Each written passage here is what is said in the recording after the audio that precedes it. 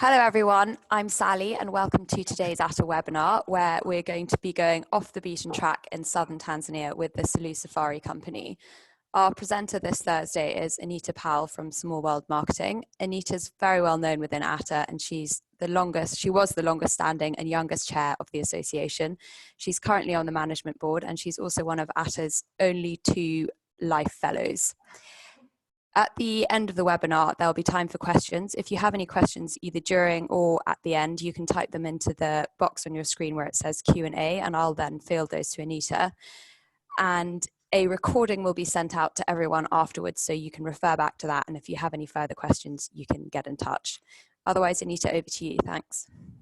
Thanks very much, Sally, and thank you for that introduction. Although it's actually quite daunting, I now feel like I need to produce an incredible presentation to match up to the intro. But good afternoon, everyone, and thanks for joining this webinar on Selous Safari Company in Tanzania. So Selous Safari Company is one of the oldest and best established companies in Tanzania. It's been going for 32 years, and it consists of 4 properties, 2 beach and 2 bush.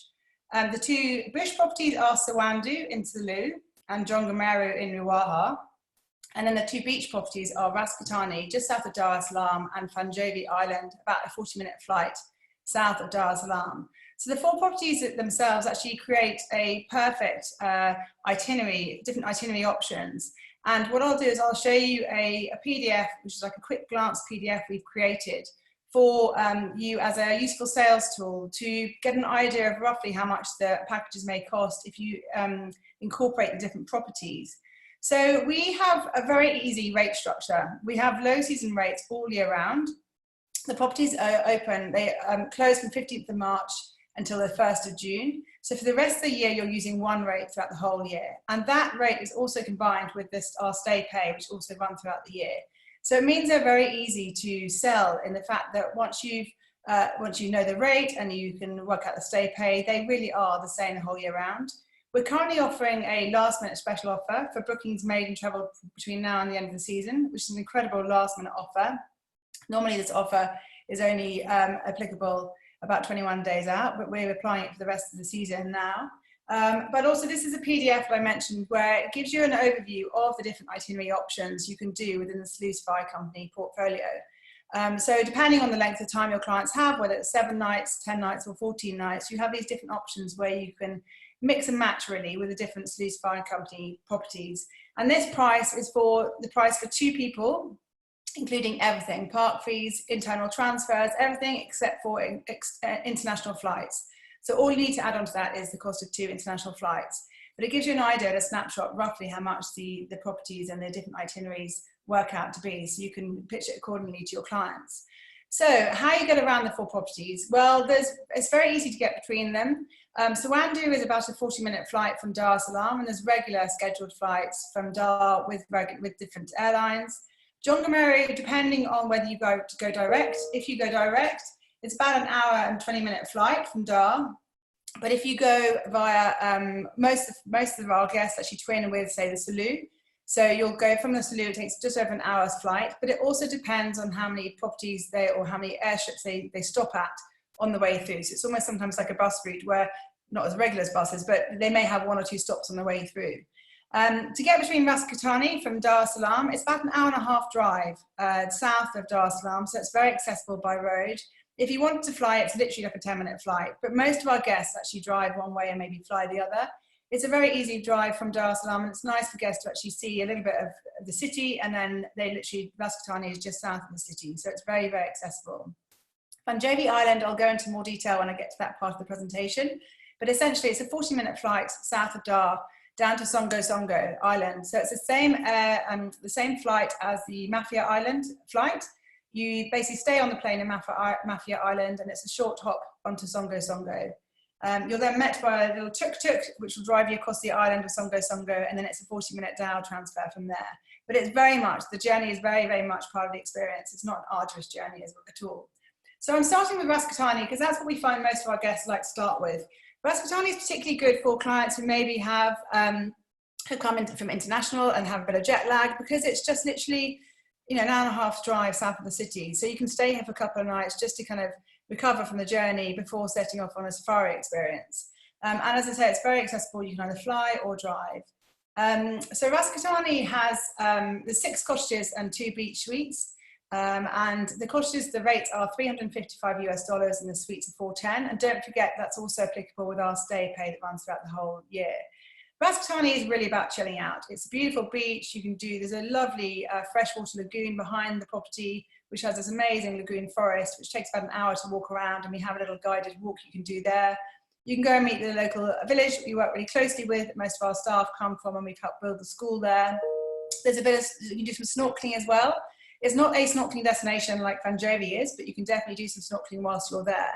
And then they've also got kayaks and boogie boards, but most guests like to come to Ras Kutani for maybe 2 or 3 nights, just to chill, just to relax on the beach. Amazing food. The staff here with Selous Safari Company, because they've been going for 32 years, they're such an organised company. Their systems, their staffing, they're just incredible. And the food, we always get phenomenal feedback about the food. So Ras Kutani is, for honeymoon options, perfect place to stop for a couple of nights just before going on safari. Because, as you know, going on safari can sometimes be quite tiring if you're getting up early in the morning. It's nice just to have that those first few nights of just chilling and recovering really before you go off on your safari experience. So these are the suites. The suites are built on the hill behind the property, and they have this beautiful kind of panoramic view over the forest. And they have there's lots of primates here. So lots of bush babies, colobus monkeys, and you wake up in the suites with the sound of the monkeys all around you, which is amazing. The suites have their own private plunge pool and outside lounge area. The suites are not so ideal for maybe older clients because they're up a quite steep sandy path because they're elevated. So it's just worth bearing in mind if you do have clients who are maybe a little bit unsteady on their feet, it's definitely best putting them in the cottages. So lagoon cottages, we are, as the name suggests, overlooking the lagoon and the ocean. As you can see, the beds are absolutely enormous. And this veranda area has hammocks and lovely big sofas as well. So it's a very, very chilled vibe. This is our beach bar. And then often they'll have dinner as with all the Selous Safari Company properties, they always do dinner in different locations every evening. So one night you might be on the beach, one night you might be on a little jetty overlooking the lagoon, and another night you might be in the restaurant. So they always vary it, so guests never really feel they're dining in the same place twice. But the food, obviously being on the sea, is predominantly seafood, and lots of fresh, delicious fruit and veggies, and because they're so close to Dar, it's so easy to source these as well. This is the pool, and then the lagoon walk as well. So as I mentioned, this takes about an hour to walk around. And you can either do it self-guided or take one of our staff. But it's amazing to do because you see not only the primates, but phenomenal bird life and also butterflies as well. So that's Ras Kutani, which is a perfect first stop. Or if you have clients who want to have maybe a few days beach extension at the end of a safari and don't want to go to Zanzibar or don't want to spend too long on the beach, it's perfect. I probably wouldn't spend more than 4 nights at Ras Kutani just because there's not a huge amount to do. It's not like Zanzibar where you have Stone Town and spice tours. It's literally a beautiful isolated lodge that's just perfect for downtime and people who want to chill rather than have a beach packed activity.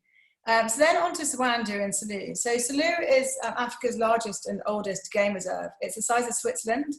And most of the photographic safari camps and lodges are based in the northern part of the park, at the reserve, which is where Siwandu is based. And you can see the Siwandu icon here on the, it's located on a lake called Lake Nzakira. And because it's located on this lake, it means there's always a lot of game around this area because of the presence of water. We have a lot of lion, we see often a wild dog. When my colleague Alice was there in November, because of the rains, they had to fly to Mateme airstrip, so they had a longer transfer than normal. Normally it's about a 10-minute drive into the camp. But they saw 2 different packs of wild dog on that drive just into the camp. So there's a lot of game around this area because of the presence of water, and also we have a resident pride of lion that are nearly always nearby as well. So Siwandu is split into 2 camps, north and south camps. There are 10 tents in total, and it's a very clever design in the fact that because the tents are completely immersed in the bush, you don't realise that there are other tents around you. So it means that the guests only ever feel they're one of 6 tents. And it also means that if they have a private group, they can take over North Camp themselves exclusively. So it's quite a clever design where it offers the flexibility of actually running as 2 separate camps, or if they're not full, just running one camp. But guests will never realise that there's 10 tents there. They'll only ever think they're staying in South Camp, they're one of 6 tents. So as I mentioned earlier, it's very accessible from Dar. The flight takes about 40 to 45 minutes. And the rates are $735. And again, don't forget our stay pay offer, which with the stay pay offer, if you're combining 2 of our camps, we'll take 1 night off each of the camps. So it's effectively spread throughout. So if you had, say, 4 nights at Siwandu and 3 nights at Ras Kutani, we'd take 1 night from Ras Kutani and 1 night from Siwandu. So the activities, obviously, the focus is the game. So we do game walks. We also have a lake. So it's one of the only places in East Africa where you can have a water-based safari experience. So you can go out and do a game cruise. You can go fishing. There's a small reserve fee for fishing. And then we also do the game drives and also the children's game walks. So what we tend to do when we have children in camp is we actually do a bush walk through the camp. We don't actually go outside the perimeter of the camp because, as you probably know, the whole joy of game walks is all about the small things and learning about the insects and the leaves and the plants. So there's a lot we can see with children even within the camp itself. So this is South Camp. South Camp is the main lounge and dining area is built on a raised wooden platform with thatched roofs. And then all the rooms and the dining areas overlook the Lake Nezakira in the background. So you have this beautiful panorama wherever you are.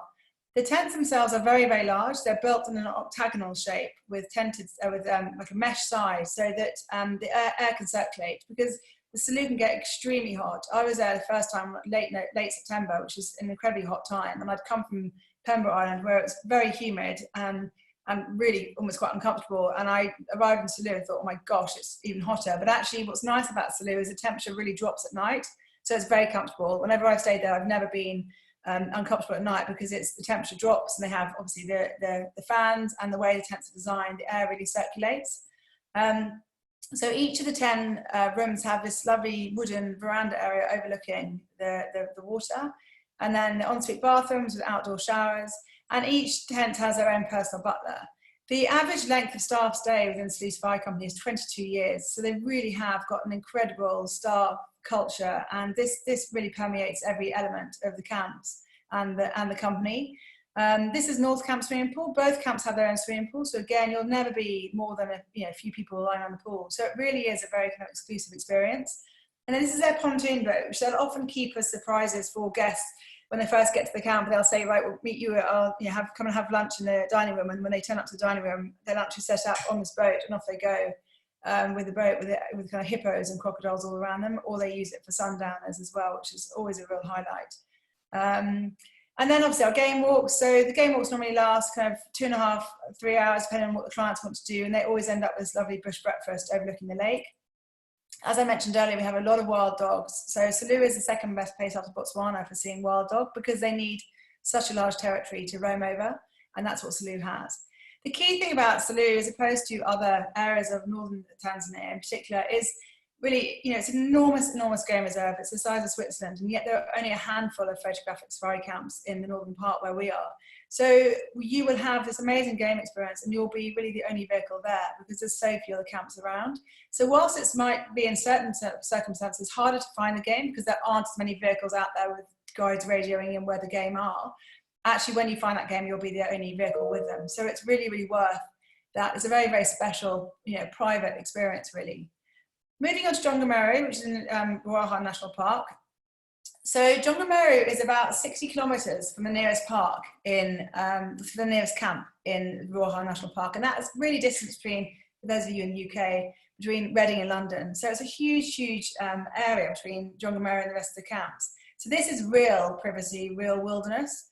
Jongomero joined the Selous Safari Company portfolio. They built it about 12 years ago now. And it's built on, the nearest airstrip is Jongomero Airstrip, which is about a 5-minute drive from the camp. And it's built on a dry riverbed. The rates are $615 US throughout the year, and it's slightly lower because the flight is more expensive to get there. So we compensate for that by having a slightly lower rate. There are only 8 rooms in Jongomero, and they're built on their banks of this dry riverbed.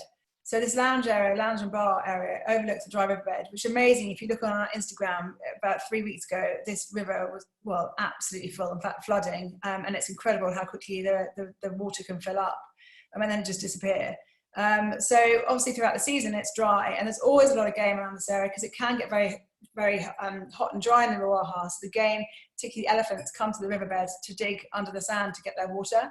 So it's a very kind of game-rich area.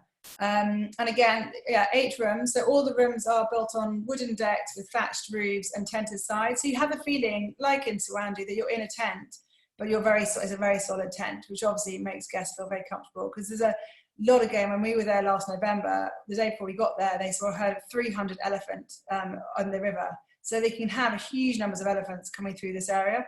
So it's quite nice for guests to feel they're in a room that's very, very secure and not too vulnerable. These are the bathrooms, ensuite bathrooms, the showers, and then the pool as well. Just to mention Wi-Fi, because we often get asked about this, we do have Wi-Fi in all our camps. In Siwandu, it's in the main kind of reception area, and in Jongomero, it's by the pool, and we turn them off at night. So guests can access Wi-Fi, but we don't have it running the whole time. We often have our very special visitors visiting the pool as well. And then again, like in Siwandu and Ras Kutani, we'll always set up dinner in different locations. So sometimes it might be over the swimming pool, sometimes it might be in the dry riverbed or in our boma. And the beauty of Jongomero is really the landscape is so varied in this area. So you've got this beautiful big acacia woodland, which changes throughout the year according to the season, because it just, as soon as the rain comes, it just completely transforms the whole area. You've got these riverbeds and then dry riverbeds.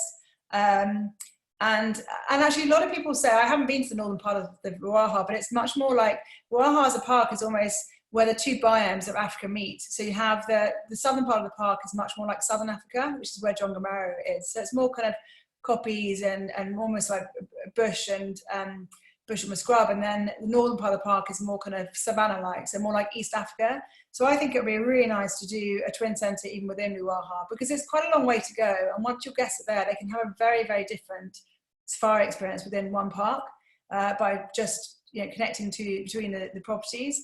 And normally takes about 2.5 hours to drive between Jongomero and the properties in the northern part of the park, and we can easily arrange that. We arrange that regularly between ourselves and those properties up there. Again, the game experience, well, it can be, particularly elephants, phenomenal amount of game. We also do walking safaris into Ruaha. Because it's a national park, you have to have a Tanapa guide with you, ranger with you. In the reserve, in the reserve, you can still use our own walking safari guides. But because Ruaha is a national park, we have to have a Tanapa ranger, which is a supplement of $45.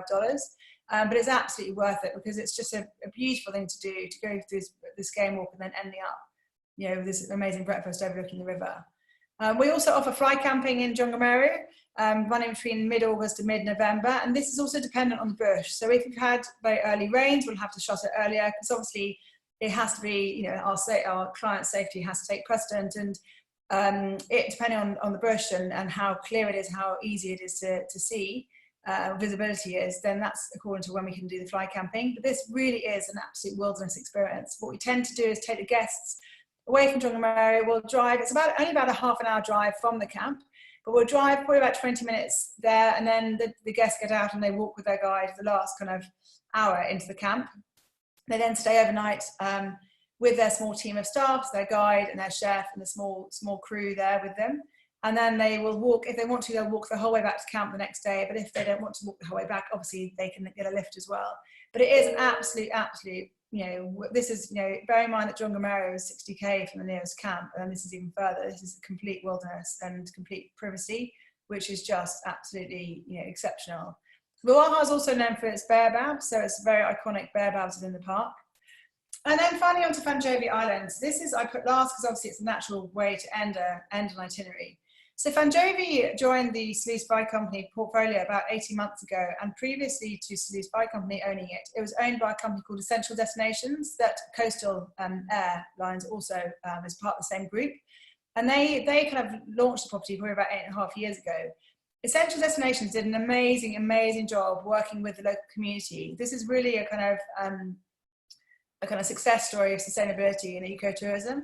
When they first took over the management of Fanjove, the whole area had almost been fished out. The coral had been decimated because they'd been using dynamite fishing and also fishing off the main beach, which is, can damage the coral very easily. And the area was just, there was hardly any fish there. The octopus had nearly all been fished out. So they worked, Essential Destinations worked very closely with the local community and the local fishermen in really managing the fishing far more closely. So they stopped dynamite fishing in the area. They introduced no fishing zones for local fishermen, who then saw, the stocks replenishing. The next challenge was they had fishermen coming from outside Fanjove coming to fish. They had then introduced licenses. So it's very, very well managed now, and it's incredible to see the coral just completely come back.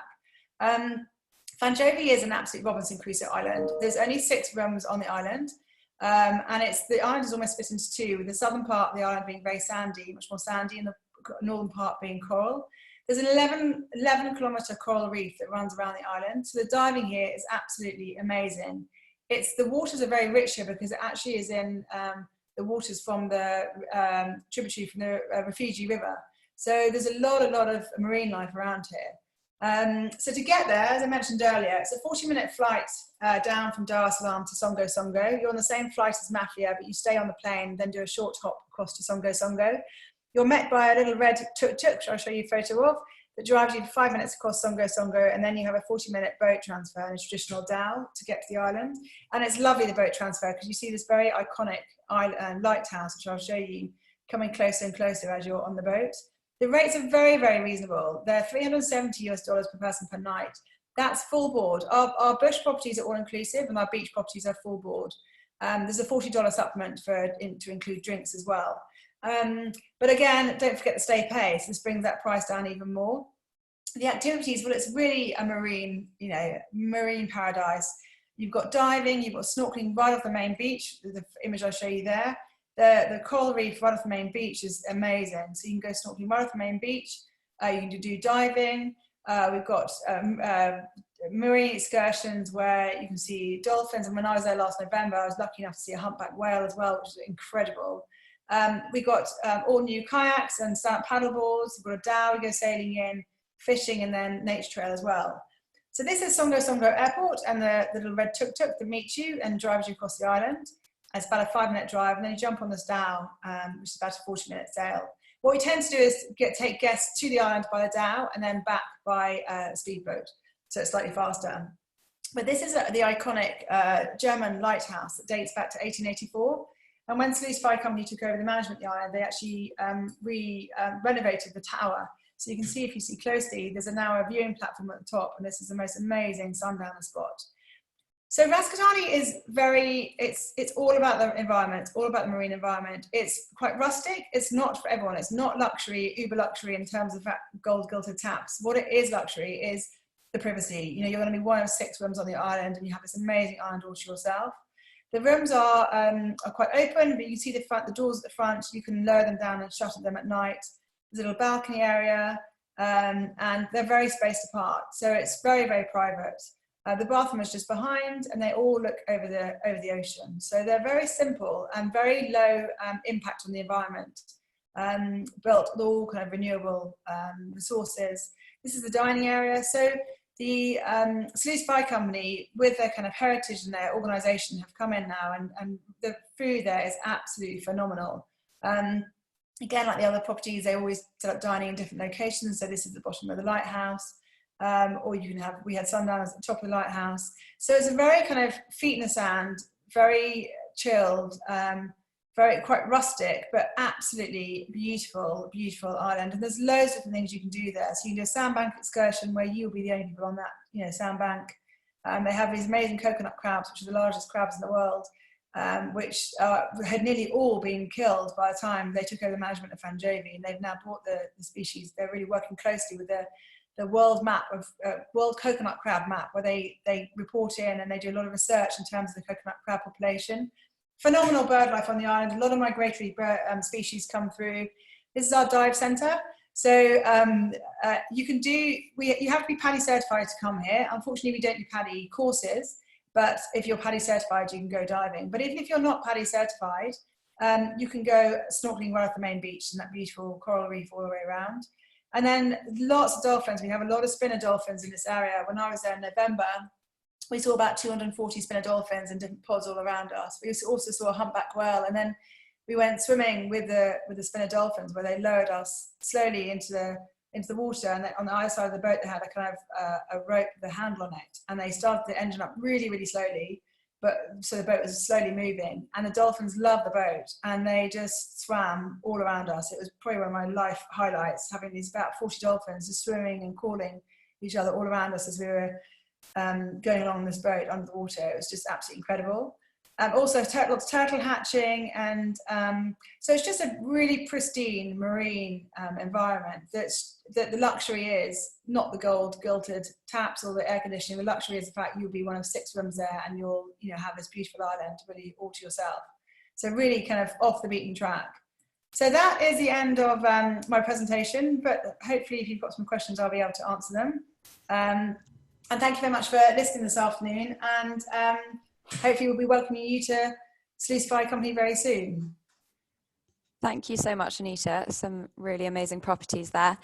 If anyone has any questions, as Anita said, you can type them into the Q&A box, which is on your screen.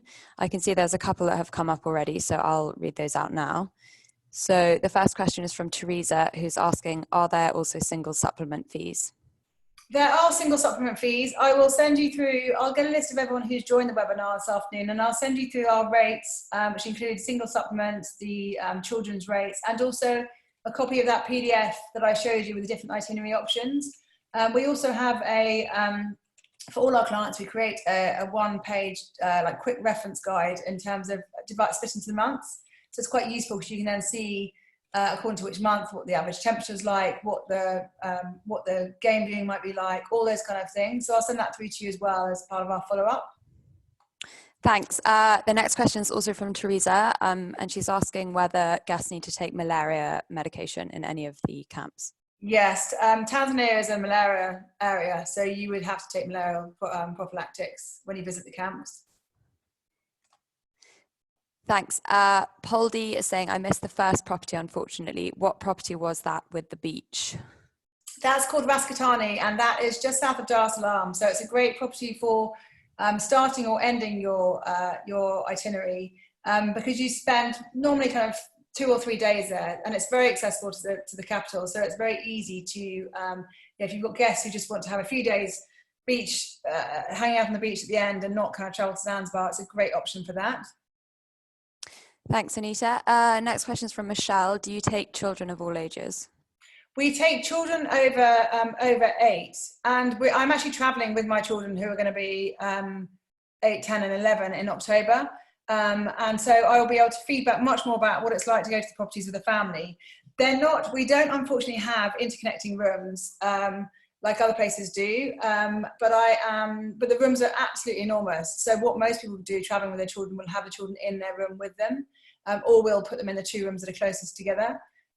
So yeah, it's not, we don't have interconnecting rooms which are perfect for families. I'm begging them to do that, but I think particularly the Fanjove, I think it's going to be really interesting going with my children, because I think it's going to be absolute heaven for families. But obviously, ideally, if you're spending a few nights there, you want to have an interconnecting room or 2 separate rooms. So, but the rooms are plenty big enough to be able to fit children in them as well. Thanks. The next question is from Ronald. What are the current regulations around yellow fever? To be honest, I'm not medically trained, so I wouldn't want to advise you on that, but you do need to take a yellow fever certificate if you're coming. To be honest, I travel with my yellow fever certificate the whole time, so I think probably if you travel to Africa quite a bit, it's worth getting a yellow fever vaccination and having a certificate in your passport like I do, but you're best asking a medical professional that question. Okay, thanks. Next question from Logan. Are there any beach activities or excursions offered at the first property? There are. So I mentioned you can do snorkeling. So one thing I forgot to mention actually about Ras Kutani is it's got a permanent tide, which unlike Zanzibar where the tide goes really, really far out, at Ras Kutani, because it's on the mainland coast, the tide is always there, which means you can swim in the sea. They've got boogie boards, they've got kayaks which you can take into the lagoon. They also got snorkeling equipment. It's not a snorkeling destination like Fanjove is, which has this amazing coral everywhere. It's got a small little wreck further up the beach which you can go and see, but because it's a permanent tide, often the tide's quite strong, so visibility isn't always amazing. But one of the best activities I think you should do it while you're staying at Ras Kutani is actually just to walk into the nearby village and go with one of our staff who are from the village. And you can then go and see the school that we've helped build. You can go and see just village life, which is quite hard to do when you're on safari, is getting that insight into a Tanzanian village. And that's a really interesting activity to do. Thank you. The next question is from Jay. Is there a particular time of year when the baby turtles are hatching at Fanjove? There are, and what I'll do is I'll send you through my monthly guide because it has that on there. Thank you. Next question is from Annette, who said that at one point last year you were saying that you were going to close Ras Kutani and do some rebuilding and renovation. Is that still happening, or are you keeping it open? I'm very glad that someone's asked that question, actually, because I forgot to mention it. We were thinking about closing Ras Kutani mainly because we'd had Fanjove, but Fanjove had joined the portfolio. So we thought, well, that's our kind of beach property for the time being, and we'll do some renovations on Ras Kutani. What we quickly realised is actually Fanjove and Ras Kutani offer a very, very different beach proposition. So we actually decided to keep Ras Kutani open. What we've done is we've reduced the number of rooms we have. So the rooms that needed the particular refurb, we've actually just closed now. So hence the reason why there are lower number of rooms than we had previously. And what we've managed to do is do all the renovations we wanted to do on the rest of the property in the off season, which is when we're shut from the 15th of March to the 1st of June. So no, Ras Kutani will be open for the foreseeable future. Okay, great. Thank you. There are no more open questions at the moment, so I think we'll leave it there. And if anyone has any questions afterwards, they can email Anita. I'll share your contact details on the email that's sent out to everyone. Otherwise, as Anita said, she'll send all the rates and the PDF that was shared at the beginning of the webinar to everyone that has attended. So thank you all so much for attending today, and hope to see you next week. And Anita, thank you so much for your presentation. Thanks very much.